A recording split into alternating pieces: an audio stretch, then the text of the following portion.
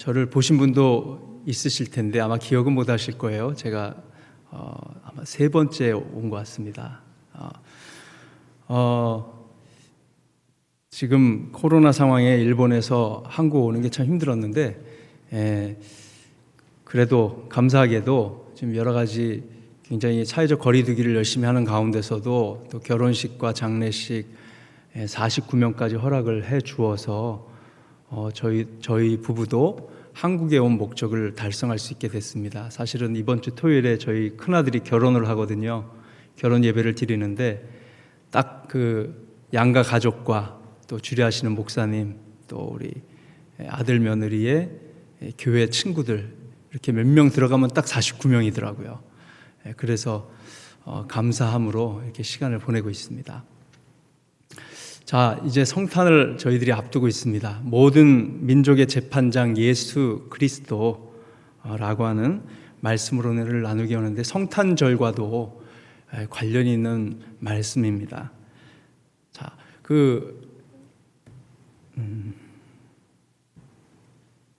뒤에 잘 보이세요? 이제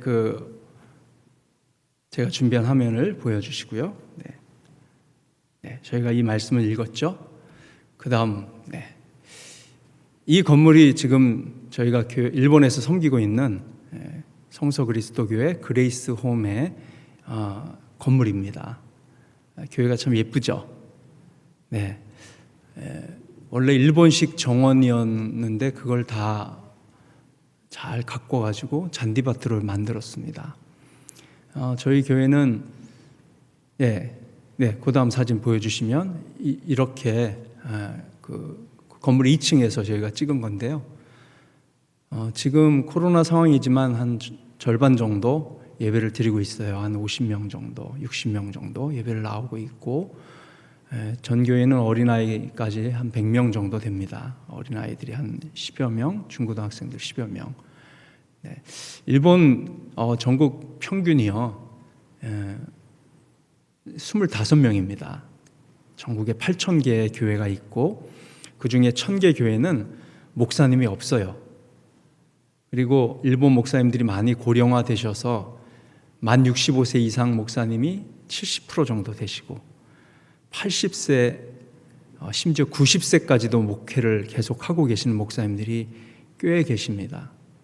그리고 50세 이하 목회자들은 10%도 안 되는 걸로 그렇게 통계가 나오고 있습니다. 그래서 점점 젊은이들 전도하는 것도 쉽지 않고 그런 어려움이 있는데 저희 교회 목사님도 65세세요. 그런데 어린아이들 사역을 참 잘 하고 계시고 전도가 계속해서 이루어지고 있습니다. 저희 교회가 이렇게 성장하고 열매 맺기까지 과정이 있습니다. 지금 일본 교회는 1년에 평균 1명 세례 주기가 어려운 그런 형편입니다. 그리고 1,000개 교회, 8분의 1의 교회에 목회자가 없는 상황이기 때문에 전도하고 양육하는 것도 굉장히 어려운 상황이고요. 그런데 저희 교회는 보통 1년에 한 7, 8명씩 구원받고 한 4, 5명씩은 꾸준히 세례를 받아요. 그리고 다 우리 교회 나오는 것도 아니고 다른 교회로 보내기도 하고 또 예배를 못 나오는 그런 형편에 있는 분들도 계시지만 꾸준히 전도하고 열매 맺고 세례 주고 그런 일들이 일어나고 있습니다. 그래서 일본에서는 결코 작은 교회가 아닙니다. 100명 교회면 굉장히 큰 교회에 속하고요. 근데 참 사랑이 넘쳐요. 우리 교회의 목사님이 오카노 토시유키 목사님이신데 30년 전에 교회를 개척을 했습니다.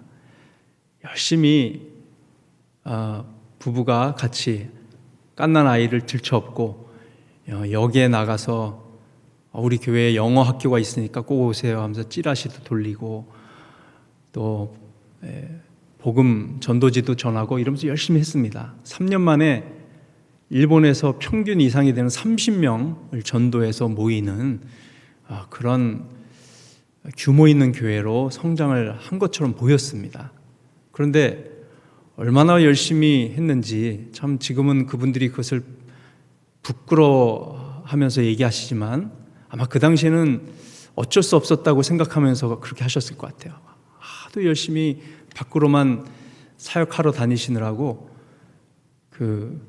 일주일에 한 번을 빨래를 제대로 못하는 거예요. 일본이 습도가 높고 온도가 높은 나라지 않습니까?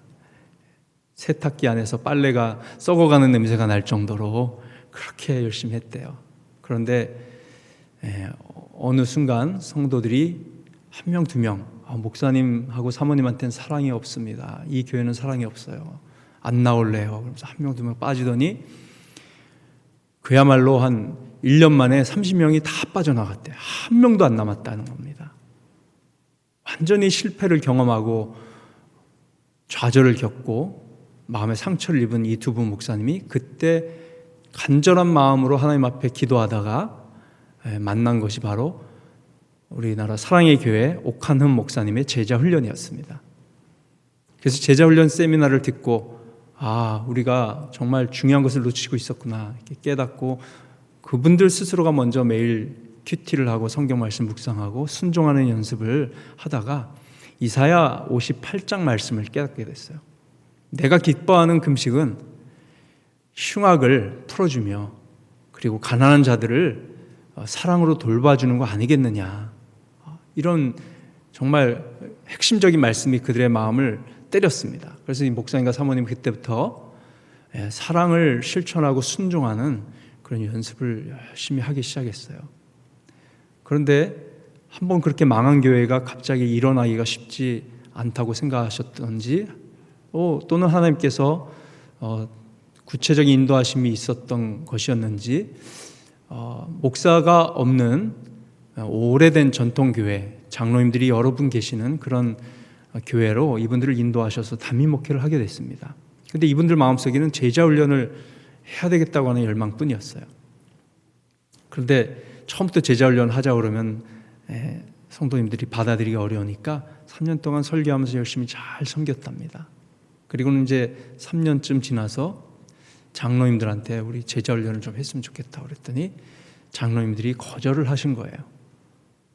그리고는 장로님들은 차라리 그런 비전을 가지고 있으면 나가서 개척을 하시는 게 좋겠다고, 우리 교회는 그런 것이 맞지 않는 것 같다 이렇게 얘기하셔서 몇 년 동안 매달 사례비를 챙겨주시면서 개척할 수 있도록 도와주셨다고 합니다. 그래서 이 분들은 자기 집에서 교회를 개척을 한 거예요. 그리고 성도가 한 명도 없지만 아이들이 이제 유치원에 다니기 시작했는데 제자 훈련을 알고 또 본인들이 옛날에 그렇게 열심히 주님을 섬겼지만 어떤 사랑 없이 본질적으로 주님께 순종하는 그런 더 핵심적인 순종보다는 자신의 열심, 전략, 노력, 체계, 시스템 이런 거에 의존했던 그런 삶을 반성하고 이제 철저하게 하나님의 말씀에 성령님의 가르치심에 순종하면서 하나하나 보여주시는 대상들을 사랑으로 섬기는 것이 이제 몸에 배기 시작한 터라 아이들하고도 관계가 굉장히 좋고 아이들이 참 유치원 나이인데 굉장히 사랑으로 양육이 되어서 그 유치원에서도 이 아이들이 굉장히 두각을 나타내게 됐다고 합니다. 다른 아이들이 다 이 아이들하고 놀고 싶어하고 이 아이의 집에 오고 싶어하고 그러니까 그 아이들의 부모들은 도대체 어떤 부모님이길래 우리 아이들이 이렇게 좋아하는 것일까? 그래서 와보니까 이제 교회예요. 교회 간판도 없습니다. 그냥 가정집이지만 목사님인 거예요. 그렇게 해서 유치원 아이들을 양육하는데 굉장히 어려움을 겪고 있었던 그 일본인 엄마 아빠들이 한 명, 두 명 구원을 받기 시작했습니다. 여러분 잘 아시듯이 일본 사람들은 남에게 폐 끼치는 것을 굉장히 싫어하는 문화를 가지고 있습니다. 그러다 보니까 겉으로 볼 때는 굉장히 젠틀하게 대하지만 사실 집에서는 어마어마한 억압과 또 아이들한테 해라 하지 마라 이런 율법주의식 교육이 굉장히 보편화되어 있습니다. 굉장히 감정이 좀 억눌려 있는 그런 모습이 많이 있어요. 그래서 겉으로는 남에게 절대 폐 안 끼치고 또 나쁜 말 하지 않고 예의 바르지 못한 행동하지 않더라도 속으로는 그런 욕구나 감정들이 굉장히 억눌린 상태에서 힘들어하는 자녀들, 부모들 굉장히 많습니다. 사이가 굉장히 안 좋은 가정들이 많아요. 그래서 지금 일본은 이혼율이 50%예요. 2명 결혼하면 1명이 이혼을 하고, 그리고 잘 아시는지 모르겠지만 일본은 결혼을 하면 여성이 남성의 성을 따릅니다. 그러니까 박씨 남자와 오씨 여성이 결혼하면, 예전에는 오지영이었는데 결혼하면 박지영이 됩니다. 그런데 이혼을 해보세요. 그러면 박지영이죠, 지금. 누구랑 또 결혼하면 최지영으로 또 바뀌는 거예요. 근데 이 사람이 만약에 한 직장에서 10년, 20년을 살고 있는 가운데 2번을 이혼했다고 칩시다. 그러면 도대체 이 사람의 원래 성은 온데간데 없고 이름이 계속 이렇게 바뀌는 거죠. 이렇게 또 여성들이 많이 그 불편함을 호소하는 그런 전통이 또 일본에는 있어요. 그래서 부부관계도 참 쉽지 않습니다, 일본이. 그런데 이 목사님 부부를 통해서 부모 자녀 관계가 회복되고 부부가 회복되고 이러면서 1명, 2명 전도가 되기 시작했어요. 그리고 어떤 때는 이제 유치원 어린아이의 엄마가 암에 걸렸는데 한 8개월 정도 그 암투병을 하시다가 돌아가신 거죠. 그런데 그 8개월 동안 아이를 유치원에 아빠가 데려다주고 직장을 출근할 수 없으니까 일찍 가야 되니까 이 목사님 부부가 항상 아이를 유치원에 데려다주고 오후에는 데리고 와서 아빠가 돌아올 때까지 집에서 다 놀게 하고 케어하다가 저녁밥까지 먹여서 유치원 숙제까지 다 끝내고 이제 밤에 데려다주는 일을 8개월 동안 한 겁니다. 그러니까 그 어머니도 구원받고 돌아가셨고 남편도 예수님을 믿게 되고 그 아이는 신앙 안에서 자라게 되고 이렇게 해서 1명, 2명 전도하게 된 게 지금 이렇게 100명이 된 거거든요. 그리고 가정들이 다 그렇게 회복되고 변화돼서 아주 사랑이 넘치는 가정으로 변화됐습니다. 여러분, 지금 저희 이 그레이스홈 교회는요, 주일 평균 예배 시간이 2시간입니다. 짧으면 2시간, 조금 길면 2시간 20분, 조금 많이 길면 3시간, 가장 많이 긴 날은 한 3시간 반 정도 예배를 드려요. 근데 예배 순서도 짧습니다. 처음에 광고 10분 하거든요. 광고 10분 하고 찬양 1시간 해요, 평균. 그리고 설교 1시간에서 1시간 20분. 그리고 설교 후에 찬양 기도 한 10분. 그러면 이제 예배가 끝나는데, 어떤 날은 광고 하는 중에 성도들이 자유롭게 나와서 또 여러 가지 프로젝트 이렇게 광고를 할 때가 있고, 간증하고 싶은 사람은 거기서 또 1명, 2명 간증할 때가 있습니다. 항상 하는 건 아니지만. 그러면 그런 날은 광고가 40분이 되고, 찬양 1시간에서 1시간 20분을 찬양 인도하는 분이 또 계세요. 짧게 40분만 하는 분도 있지만 4분이서 매주 돌아가면서 하는데, 그러면 40분 광고하고 1시간 20분 찬양하고 설교 1시간 20분 하고 찬양하고 기도하고 끝내면 3시간 반이 되는 거예요. 그런데 그걸 율법주의적으로 막 이렇게 해라 하지 마라, 절대 그러지 않습니다. 뭐 예배 중간에 왔다고 문을 걸어 잠그거나 중간에 돌아간다고 왜 그랬냐, 그런 거 없습니다.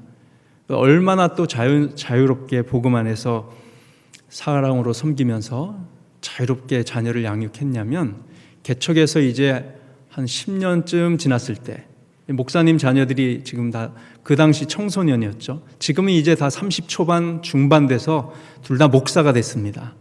그리고 저희 교회에서 부목사처럼 둘 다 결혼을 했고, 최근에 또 몇 년 전에, 그래서 아주 신실하게 어린이, 청소년, 청년 사역을 하면서 건강하게 교회가 이렇게 성장하고 있는데요. 그 당시 사춘기 때 어쨌든 목사님 부부는 청소년 신앙교육이나 주일학교 신앙교육을 주일에 하지 않았어요. 주중에 하는 거예요. 주중에 성도들이 가정을 오픈해서 조를 짜가지고 청소년들, 주일학교 어린이들을 주중에 케어하고 예배드리고 찬양 가르치고 말씀 가르치는 그런 식으로 시스템을 운영하다 보니까 주일날에는 따로 예배가 없었어요. 그냥 어른들이 예배드릴 때 아이들은 자기 맘대로 놀면 되는 그런 거였습니다. 애들끼리. 예배를 드리는데 목사님 가정에서 개척을 했으니까 바닥에 식탁에 둘러 앉아가지고 예배를 드리고 있는데, 이제 목사님 자녀들은 늦지막하게 일어나가지고 바로 거기서 예배드리는 그 탁자에서 3m 정도 떨어진 식탁에 앉아가지고 라면을 끓여 먹는 거예요. 상상이 되십니까? 냄새 풍기죠? 달그락 소리 나죠? 예. 그리고 가끔 힐끗 뒤돌아보기도 하고 예배드리는 장면을.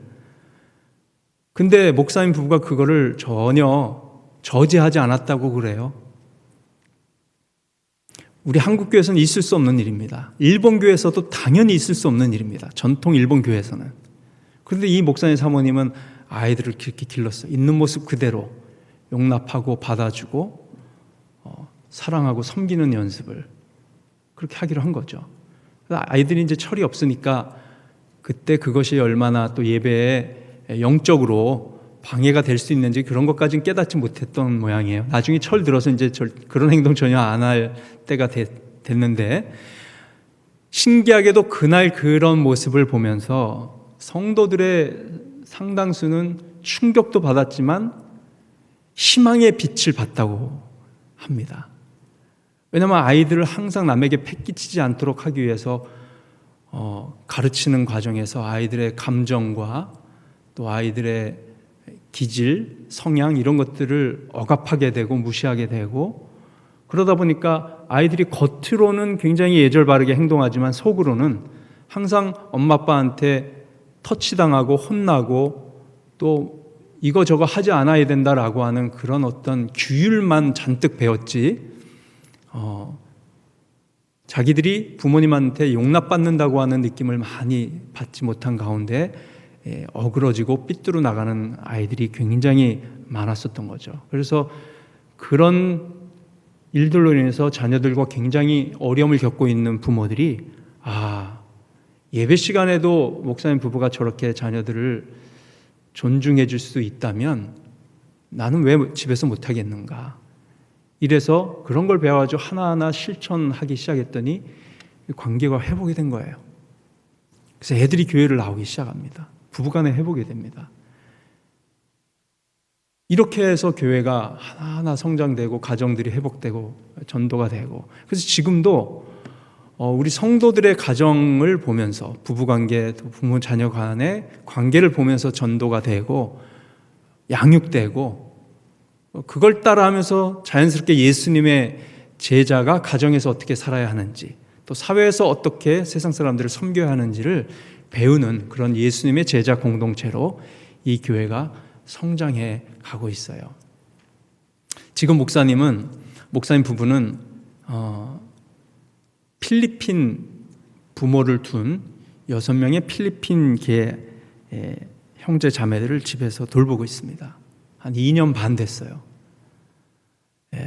아빠도 필리핀 사람, 아빠도 상처가 많은 가운데 성장했는데 청소년 시기에 일본으로 건너와서 모진 고난을 겪으면서 결국 잘 정착하지 못하고 여러 가지 약물에도 손을 대고, 또 초혼이지만 이혼 경력 있는 부인을 만나서 결혼을 했는데 그 부인은 전 남편과 이혼을 했고 그 사이에 아이가 둘이 있었는데 이 남자와 결혼하면서 또 애를 넷을 더 낳았어요. 그러니까 이 남편은 6명이 된 거죠, 자녀가. 근데 이 엄마도 여러 가지 좀 좋지 못한 버릇을 고치지 못해서 결국은 일본에서 추방을 당하고 말았습니다. 2년 동안 엄마 아빠가 집에 있을 수 없는 상황이 됐고요, 일본 법에 의해서. 그 2년 동안 이 목사님 부부는 주중 주일학교 모임에 꾸준히 나왔던 이 아이들 중에 3명이 있었기 때문에 그 아이들을 신앙적으로 어쨌든 잘 돌봐야 된다고 하는 그 하나의 목표 때문에 나머지 애들까지 다 6명을 또 함께 됩니다. 갓난 아이까지 있었는데요. 그 지금 제일 큰 애가 고등학교 1학년, 그 다음에 중학생, 초등학교 고학년, 저학년, 유치원생, 그 다음에 3살, 이렇게 3남 3녀입니다. 근데 그 아이들을 먹여주고 재워주고 학교 숙제 다 봐주고 학교 데려다주고 데리고 오고 이걸 다 하면서 목회를 하신 거예요. 2년 동안. 그리고 이제 한 6개월 전부터는 집을 하나 얻어줘서 방 4개, 화장실 2개 있는 집을 얻어줘서 아이들하고 아빠하고 거기서 지내게 하고, 엄마는 지금 추방돼서 필리핀 가 있지만 그 빈자를 채워주기 위해서 매일 학교 끝나면 목사님 집으로 와서 숙제 다 하게 하고 공부 가르치고, 그리고 목사님과 사모님이 좀 목회에 조금 전념할 수 있도록 하기 위해서 성도들이 조를 짜가지고요, 요일마다 저녁 식사를 다 준비해가지고 옵니다. 그래서 그 아이들과 목사님 부부, 그 다음에 그 아빠까지 같이 먹을 수 있게끔. 매일 메뉴가 달라요. 그렇게 하면서 성도들이 또 사랑에 동참하고. 그러니까 이 아이들이 굉장히 많이 좋아졌어요. 성품도 좋아지고 신앙도 좋아지고, 또 교회가 그렇게 사랑으로 섬기면서 똘똘 뭉치고, 그런 모습을 보면서 성도들이 목사님, 사모님도 완벽한 사람들이 아니고 흠이 있고 또 실수할 때가 있고 마음에 안 드는, 또 자기 성향하고 맞지 않아서 불편한 그런 일을 할 수 있는 인간이지 않습니까? 그런 일로 인해서 때로는 목사님과 사모님에게 불편한 마음을 갖게 될 때가 있더라도 항상 이렇게 섬기는 모습을 보면서 성도들이 그런 마음을 가라앉히고 자기가 그렇게 섬기는 삶을 못 사는 거에 대해서 도리어 회개하고 자기 자신을 다잡고 이러면서 온 교회가 예수님의 제자로서 아름답게 기능하는 그런 복된 교회로 좀 나아가고 있습니다. 계속 구원받는 사람들이 계속 늘어가고 있어요. 그래서 저희가 이 교회에서 일본 교회를 배우고 일본 목회를 배우고 이런 사랑의 목회, 또 성령님이 주인 되셔서 일하시는 거, 항상 하나님의 임재가 있는 예배, 그리고 은밀하게 중보기도실에서 드리는 간절한 중보기도와 또 가정을 오픈해서 지역사회를 섬기고 어린이 청소년들 도움이 필요한 가정들을 돕는 이런 성도들의 사랑의 실천을 통해 하나님이 어떻게 전도를 하시고 어떻게 사람들을 양육하시고 예수님의 제자로 만들어 가시는가, 이런 걸 제가 잘 보고 배우고 있습니다. 그래서 저도 이제 언어가 준비되면 또 하나님께서 또 다른 사역의 장으로 저를 인도하실 텐데 아주 귀한 것을 잘 배우고 있어서 감사하고 있습니다. 대부분의 일본 교회는 한국 교회보다도 훨씬 더 율법주의적입니다. 대부분의 교회는 지금도 일본 교회의 절반 정도는요, 교회에서 기타를 칠 수가 없어요. 기타 치면 안 됩니다. 박수를 쳐도 안 되고요, 방언을 해도 안 됩니다. 그 정도로 굉장히 전통적이고 보수적인 그런 교회가 일본에 많습니다. 그러다 보니까 젊은이들 전도가 되지 않아요. 그냥 교회에 노인들만 가득 차 있습니다. 근데 목사님도 노인, 성도들도 노인, 세대 교체는 안 되고, 그래서 자꾸만 목사님 돌아가시면 이제 목사님이 없는 무목교회가 되고 또 돼서 지금 1000개나 그렇게 됐고, 젊은이들이 별로 없으니까 헌신하는 신학생이나 목회자도 없어서 이제 그 빈자리를 채울 수 있는 사역자도 없는 그런 안타까운 상황인 거죠. 그래서 한국 선교사 목회자들이 굉장히 중요한 위치에 있어요. 지금 일본 교회는 일단 한국 선교사들이 가서 잘 섬기고 그들의 문화와 또 그들의 교회를 잘 배워서 목회를 하기만 하면 그 빈자리를 훌륭하게 채워줄 수 있는 그런 사역의 장이 열려 있습니다. 여러분, 그런 가운데서 이 교회는 정말 새로운 모델이에요. 포도나무 가지 비유, 요한복음 15장 말씀을 이 목사님이 굉장히 핵심적으로 붙들고 있거든요. 하나님께, 예수 그리스도께 붙어있기만 하면 저절로 열매를 맺게 돼 있다는 거죠. 우리가 노력해야 될 것은 뭐 해야 한다, 뭐 하지 말아야 된다, 율법주의적으로 겉으로 보이는 경건의 모습에 목숨을 걸 게 아니고 주님과의 친밀한 관계에 목숨을 걸어야 된다는 것이에요. 아멘입니까? 그러면 주님께서 사랑의 열매 맺게 해주시고 전도 열매 맺게 하시고 예수님의 제자로서 살아갈 능력도 주시고 친히 앞서 인도해 주신다는 것이죠. 그 비밀을 깨닫고 나니까 이 목사님 부부는 많이 자유로워졌어요. 그래서 성도들이 굉장히 리더로 잘 성장하고 서로 존중하면서 목사님, 성도들이 아주 아름답게 동역을 합니다. 그래서 주일 이렇게 3시간씩 예배를 드려도 주일 저녁이 되면 6시부터 목장 모임을 해요. 성도들 집에서 같이 식사를 나눠 먹고 요리를 뭐 각자 가져오는 경우도 있고요. 그 집에서 하는 경우도 있고, 그렇게 해서 한 3시간, 4시간 그렇게 삶을 나누고 그날 말씀의 은혜를 또 깊이 적용 중심으로 나누고 기도하고 그런 시간들을 매주 가지고 있습니다. 그리고 사랑의 교회 제자훈련 교재로 열심히 또 제자훈련도 하고요.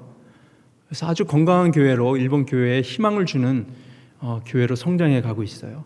한국 교회가 정말 일본 교회에 희망을 많이 줬고, 이 오카노 목사님, 이 교회 목사님도 우리 한국 교회를 통해서 많은 것을 배웠습니다. 기도 목회, 또 사랑으로 섬기는 목회, 제자 훈련, 전도의 열정 많이 배웠어요. 그런데 저희가 이제 도리어 이런 일본 교회로부터 배울 것도 있더라고요. 그런데 오늘 설교 중에 중요한 내용 중에 하나는 일본 교회의 역사 중에는요, 실패 역사가 있습니다. 왜 이렇게, 아까 우리 목사님 0.1% 얘기하셨는데 정말 0.1%밖에 예배를 참석하지 않습니다. 재적은 1%가 되질 않아요. 왜 이렇게 일본 교회가 성장하지 않는 걸까요? 1859년도에 처음 선교사가 왔고 복음이 전해져서 우리나라보다는 거의 25년 이전에 복음이 전해진 나라거든요. 그리고 1950년도 6.25 전쟁 났을 때 우리나라에 있던 선교사님들 2,000명이 긴급조치로 일본으로 다 피신을 했습니다.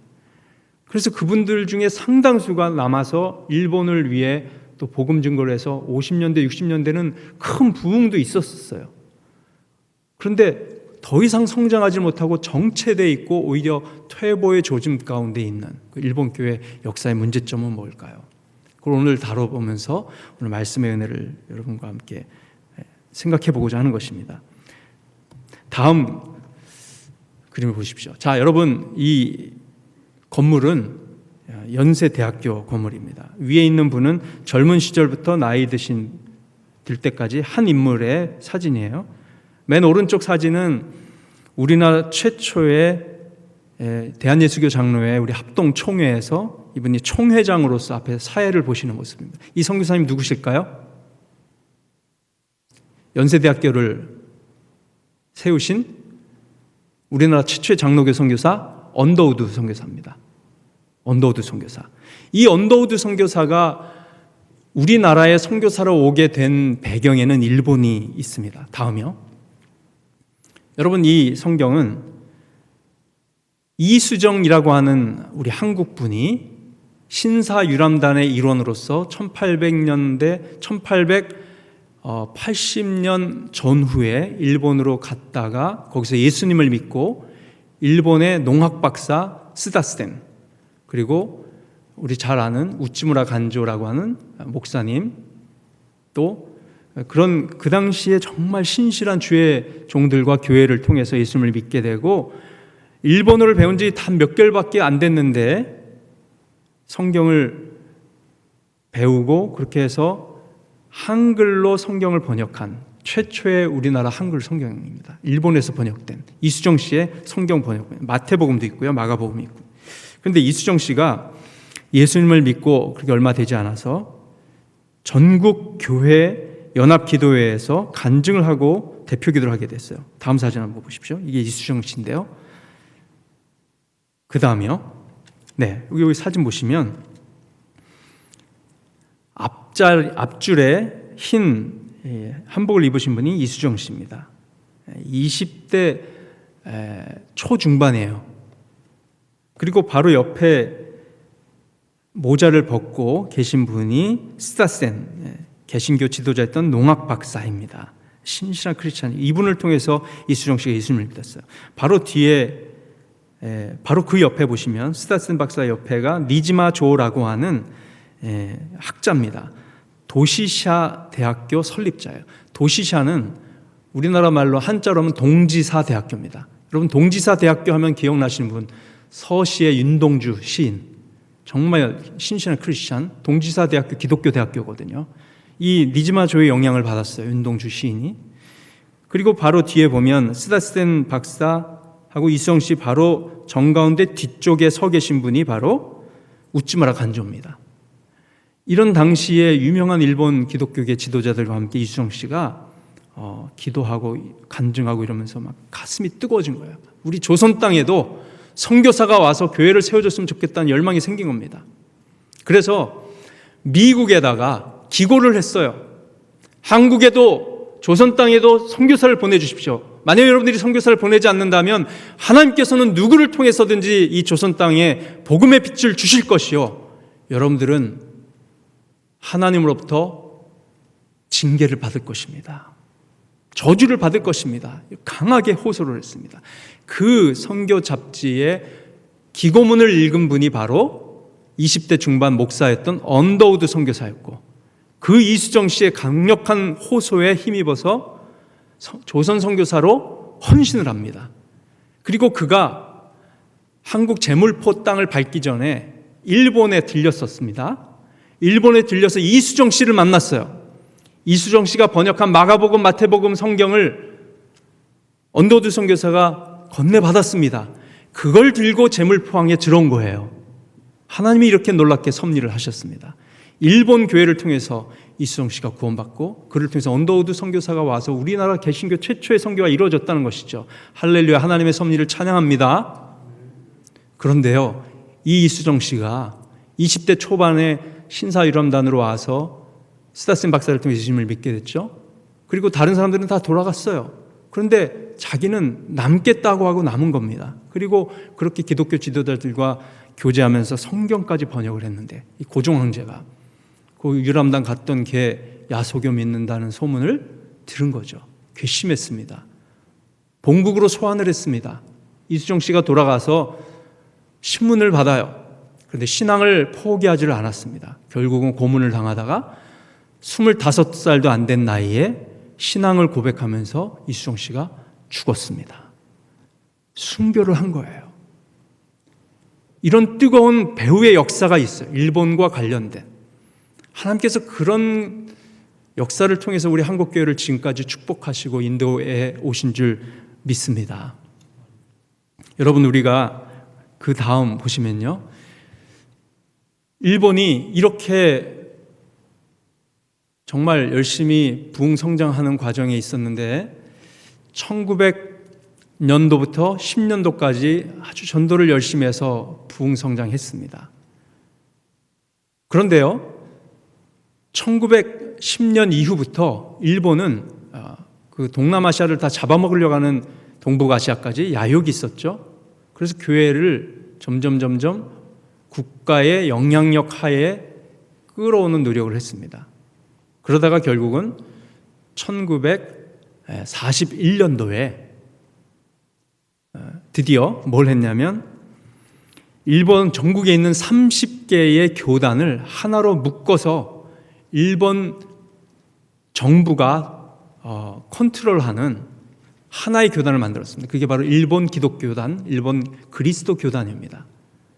근데 굉장히 국가주의적인, 다시 말하면 일본에 대한 자부심으로 똘똘 뭉쳐 있게 사상교육을 시키고 교회가 국가를 위해서 봉사하도록 그렇게 가르친 거예요. 그리고 그것을 요구했습니다. 많은 기독교 지도자들이 거부했지만 거기에 동조하고 따라가는 사람들도 있었습니다. 1920년, 30년대부터 신사참배를 교회에서 국가 의례처럼 그렇게 하게끔 만들었죠. 일본 교회가 그것에 스며들기 시작하다가 이제 일본 그리스도 교단으로 통합되자 급물살을 타기 시작했어요. 신사참배가 더 이상 이상한 게 아니고 그 우상 숭배를 하는 기독교 지도자들이 점점 늘어났습니다. 그래서 태평양 전쟁이 일어났죠. 하와이 진주만이 그렇게 쑥대밭이 되고 히로시마, 나가사키의 원자폭탄이 터지면서 패전을 하게 됩니다. 그런 다음에 1945년도에 패전을 하고 이제 일본 그리스도 교단은 뿔뿔이 흩어지게 돼요. 더 이상 국가의 영향력 아예 있지 않아도 된다는 걸 알고 빠져나옵니다. 한 70%가 빠져나왔어요. 그럼에도 불구하고 일본 교회가 하나님 앞에 철저하게 하지 못한 것이 있습니다. 그 바로 뭐냐면 이 신사참배, 우상숭배에 대해서 회개하지 않은 거예요. 공개적으로 한 번도 회개한 적이 없습니다, 교회가. 그리고 국가를 교회보다, 애국을 신앙보다 더 앞세우는 것이 하나의 이데올로기가 되고 그것이 이념이 되어서 하나님 보시기에는 우상숭배가 될 수 있다는 것을 전혀 깨닫지 못했어요. 교회가 오히려 태평양 전쟁에서 일본이 패전하고 난 다음에 교회가 회개하고 공개적으로 사과했던 것은, 대국민 사과 성명은 뭐였냐면요, 전쟁통에 수많은 군인들이 죽어나가는데 일본 교회가 이 전쟁에서 승리할 수 있도록 더 많이 기도하지 못한 것을 회개합니다. 이따위 회개 기도를 했단 말이에요. 그런 교회를 하나님께서 어떻게 축복하실 수 있으시겠습니까? 우린 이걸 배워야 됩니다. 그런데 이런 일본 교회의 잘못된 모습을 정확하게 꿰뚫고 회개 운동을 하셨던 분이 계십니다. 여러분, 그 다음요. 자, 오야마 레이지 목사님, 지금 94세세요. 와세다 대학교를 나왔고 태평양 전쟁 직후에 20대 초반에 군인으로 있을 때 그 처절한 경험을 통해 예수님을 믿게 돼요. 그리고 목사가 됐습니다. 현대어 성경을 혼자 다 번역을 하신 분이고 성서 그리스도 교단을 만드신 분이고 일본에서 정말 5손가락 안에 드는 1000명 모이는 교회를 일구신 분이기도 하고 150여 권의 책을 쓰셨고 우리나라에도 20여 권이 번역되어 있습니다. 그리고 이분이 훌륭하고 우리 한국과 관련되어 있는 부분은 뭐냐면요, 55년 동안 지금까지 사죄 운동을 이끌어온 일본의 양심적 지성이시라는 거예요. 1960년대 중반부터요, 일본의 교계 자금을 끌어모아가지고 한국에 와서 일제시대 때 괴롭혔던 거 정말 회개한다고 사죄운동, 3.1절만 되면 큰 절을 하시면서 사죄운동 하세요. 작년에도 오셨습니다. 올해는 코로나 때문에 못 오셨는데 작년에 사랑의 교회 그 헌당 예배 드릴 때 이분이 축도도 하셨고 또 시청 광장에서 사죄운동 할 때도 앞에서 이렇게 이끄셨던 분이에요. 이분이 1970년도에 수원 제암리교회 및 순국기념관 그 사진에 나오는 그거를 일본의 교회의 재정으로 헌납을 했습니다. 여러분, 제암리교회는 1919년 3.1절 직후에 수원 제암리에 이 교회에 20여 명의 남성들만 일본 경찰들이 몰아넣고 총으로 쏴 죽이고 교회를 다 그 시체까지 불태워버린 아주 참혹한 안타까운 역사가 있는 현장입니다. 그 미망인들이 얼마나 고통스럽게, 자녀들도 그 모든 것을 이분이 회개하고 끌어안으려고 애쓰다가 그렇게 55년 동안 사죄운동을 매년 한국에 방문해서 해오셨고 또 이렇게 건립해서 헌납까지 하신 것이죠. 우리 성서그리스도교회 그레이스홈 교회의 담임 목사님이 이 목사님의 사위입니다. 그리고 부인이 이분의 딸이시고요. 한국에서도 유명하신 분이고 일본에서도 아주 유명하신 분이에요. 이분이 뭐라고 그랬냐면, 다음이요, 일본 교회가 지금까지 부흥하지 못하고 약한 이유는 태평양 전쟁 과정에서 저지른 신사참배와 국가를 숭배하는 우상제를 철저히 공개 회개하지 않았기 때문이다. 지금이라도 자복하고 회개하며 한국의 진심으로 사죄해야 한다. 올해 초에 이분이 유튜브를 만드셔서 하신 유튜버시기도 하거든요. 유튜브 설교에 이 말씀을 하셨어요. 그리고 전 사랑의 교회 일본어 예배 담당하셨던 또 합신 신대원에서 신학 공부하셨고 도쿄대학교를 나오셨던 동경 갈대상자교회 담임 사카모토 효부 목사님도 이런 얘기를 합니다. 일본에는 이른바 일본교라는 우상숭배가 있다. 그것은 국가와 일본 문화에 대한 지나친 자부심에서 온다. 서양의 기독교 문화만 쏙 빼먹어 활용하고 그 신앙은 거부하는 정말 얄팍한 태도와 신도 불교 신앙에 대한 집착이 바로 일본 교회의 핵심 내용이다. 네. 일본 문화 자체가 종교라는 것입니다. 이분의 그 인사이트는 그거예요. 일본 자체가 우상이라는 거예요. 일본 교회가 일본의 그 일본교, 일본의 그 문화와 철저하게 싸우지 않으면 일본 교회의 성장과 부흥은 없다라는 것이죠. 일본의 회개를 촉구하고 있는 목사님들입니다. 여러분, 근데 우리 한국교회는 지금 어떻습니까? 자, 다시 우리 아까 읽었던 말씀을 그 다음에 보시면요, 인자가 자기 영광으로 모든 천사와 함께 올 때에 예수님 재림이죠. 그분이 심판주로서 보좌에 앉으십니다. 그리고 모든 민족을 그 앞에 모으세요. 이때 모든 민족을 모으실 때 예수님께서 그래, 니네 한 민족 참 잘했어, 니네 일본 민족 너네들은 벌 받아라 이렇게 하십니까? 그렇지 않습니다. 모든 민족을 모으지만 심판은 개개인별로 하는 거예요.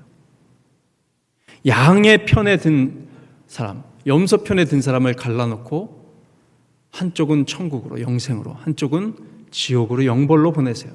자, 여러분, 양과 염소는 항상 이렇게 들판에서 키우다 보면 자연스럽게 섞이게 돼 있습니다. 그런데 목동이 나중에 그 양떼를 몰고 갈 때는, 그리고 우리에 들어가게 할 때는 양과 염소를 반드시 분리하게 돼 있어요. 그렇죠? 풀 뜯을 때는 자연스럽게 섞이지만 우리에 들어갈 땐 분리해야 돼요. 반드시 분리하게 돼 있습니다. 그것을 배경을 한 거예요. 그리고 여러분, 염소도 굉장히 귀중한 동물이죠. 젖이 나옵니다. 가죽이 있습니다. 고기가 맛있습니다. 네, 염소고기 맛있어요. 그런데 양은 그 기본적인 건 다 똑같으면서도 양털이라고 하는 고급의 유익을 주인에게 가져다 줍니다. 양이 훨씬 더 유익한 동물이죠. 그래서 양으로 표현한 것이 바로 영생에 들어갈 자라고 예수님께서 비유로 그렇게 말씀하신 거예요. 염소는 양보단 떨어져요. 그런데 예수님께서 말씀하시면서 양을 칭찬하시면서 뭐라고 하십니까? 너희들이 나를 잘 섬겼으니까 내가 예비한 나라를, 하나님 아버지께서 예비하신 나라를 너희 상속받아라, 이렇게 하십니다. 내가 줄일 때 너희가 먹을 것을 주었고, 목마를 때 마시게 하였고, 나그네 되었을 때 영접하였고, 헐벗었을 때 옷을 입혔고, 병들었을 때 돌보았고, 옥에 갇혔을 때 와서 보았느니라.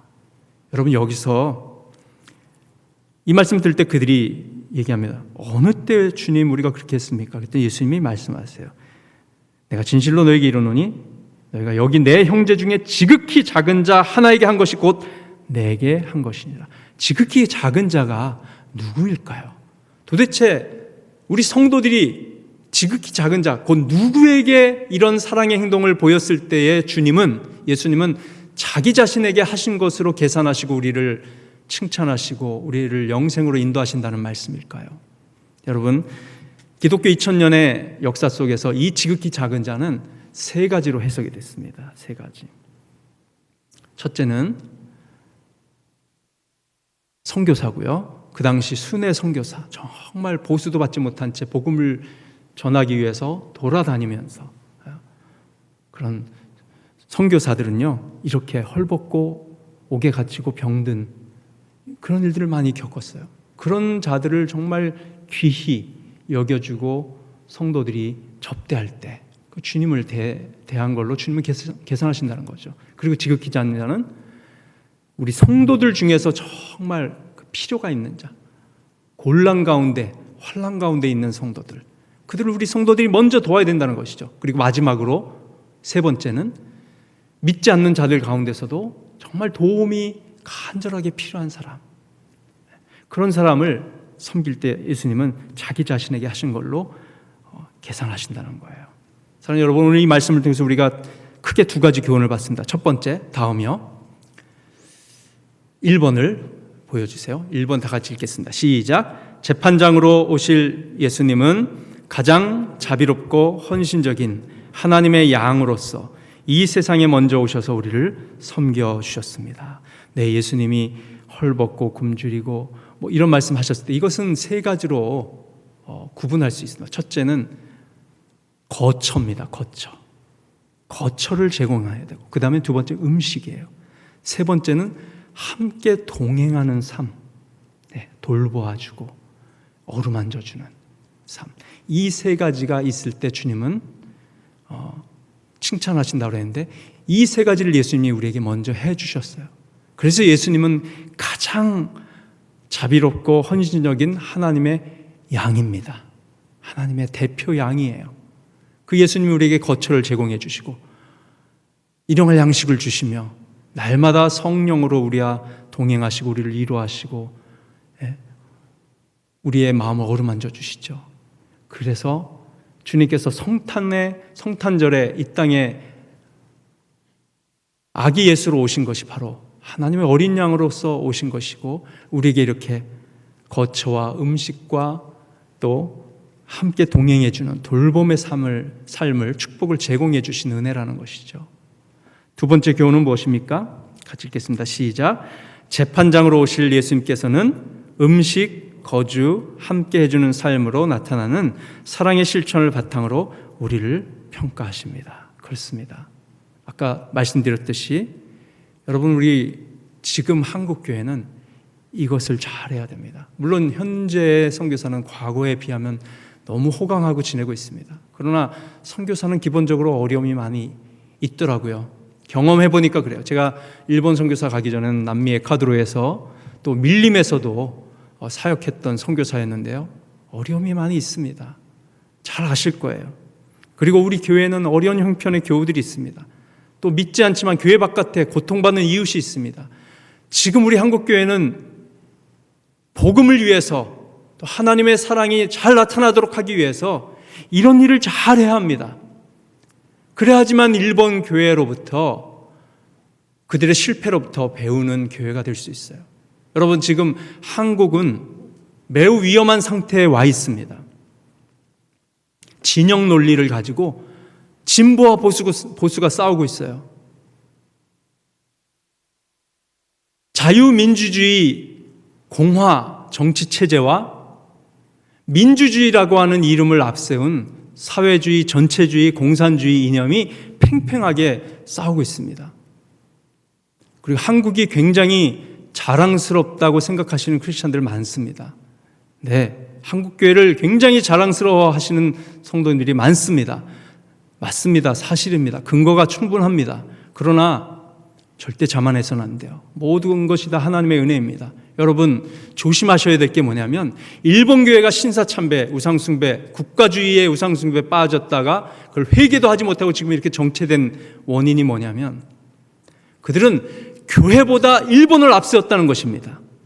하나님의 나라보다 일본 민족을 더 자부심 있게 생각했고 앞세웠다는 것입니다. 그래서 그 우상에 빠졌고 그것을 회개하지 않음으로써 연약한 교회로 전락하고 말았다는 사실을 기억할 필요가 있어요. 여러분, 우리는 지금 기로에 서 있습니다. 여러분, 한국 교회를 너무 앞세우지 마십시오. 주일날 대표기도 하실 때도 우리 한국 교회 어떻게 해주십시오. 우리 한국을 어떻게 해주십시오. 저도 물론 그런 기도합니다. 당연히 해야 됩니다. 그렇지만 한국을 하나님 나라보다 앞세우면 안 돼요.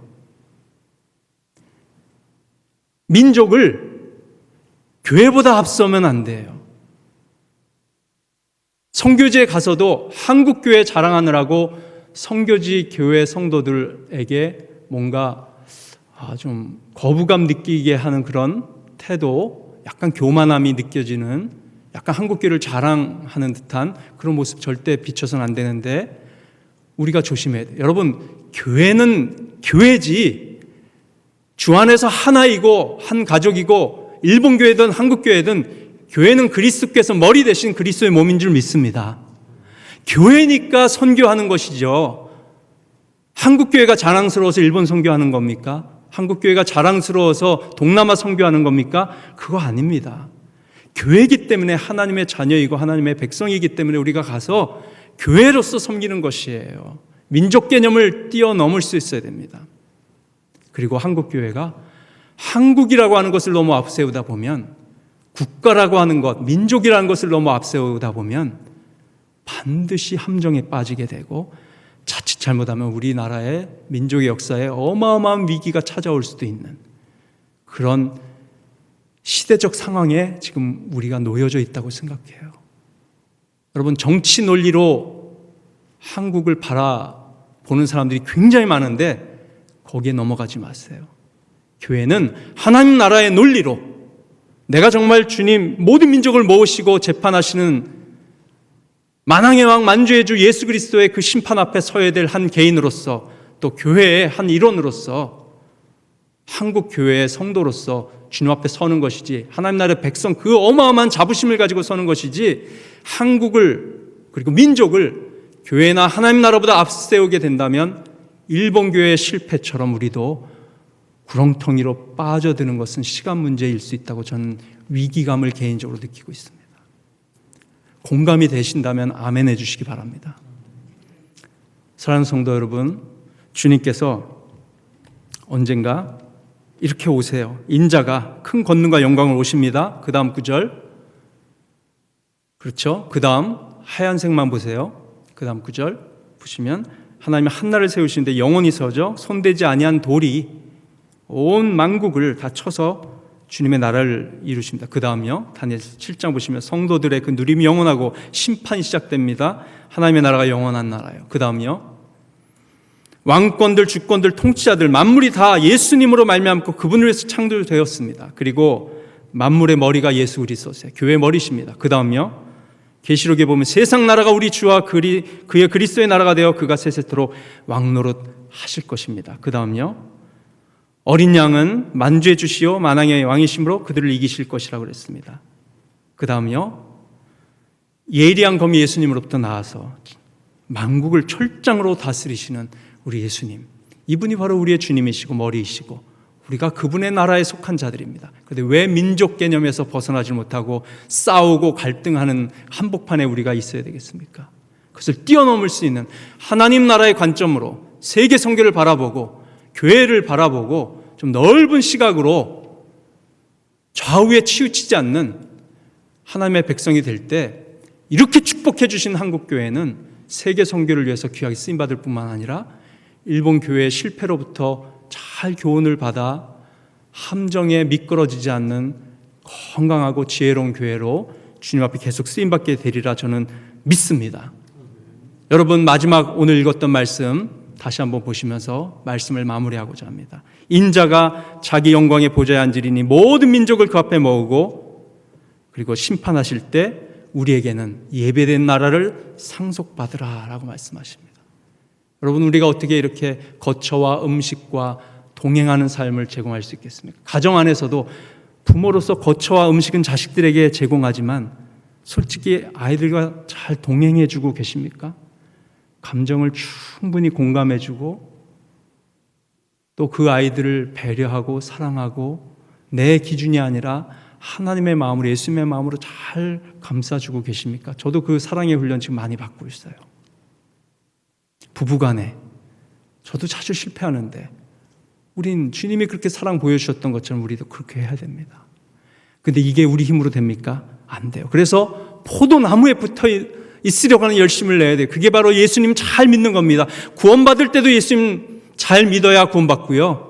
신앙생활을 잘하는 것도 예수님 잘 믿어야 되는 거고 천국 가는 것도 예수님 잘 믿어야 가는 줄 믿습니다.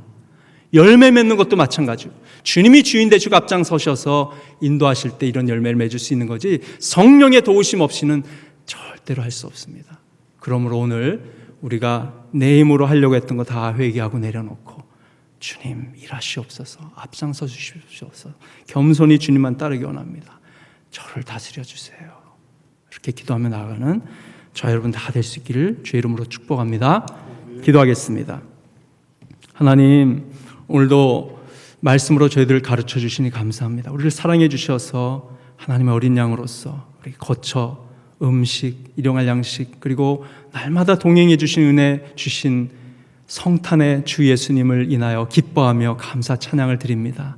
놀라운 사랑 받은 저희들이 겸손히 깊이 회개함으로 일본 교회 실패로부터 잘 배우고 현재 한국 교회가 처한 역사적 기로 앞에서 미끄러지지 아니하고 하나님 나라 관점으로 넓게 바라보고 높은 곳에서 주님의 마음으로 바라보는 가운데 승리하는 믿음, 계속해서 쓰임받는 신앙 다 될 수 있도록 축복해 주시옵소서. 그래서 우리 대전 남부교회가 우리 주님 마음을 흡족하게 드리는 사랑의 열매 풍성하게 맺는 귀한 교회 되게 하여 주실 줄 믿습니다. 예수님의 이름으로 감사하며 기도합니다.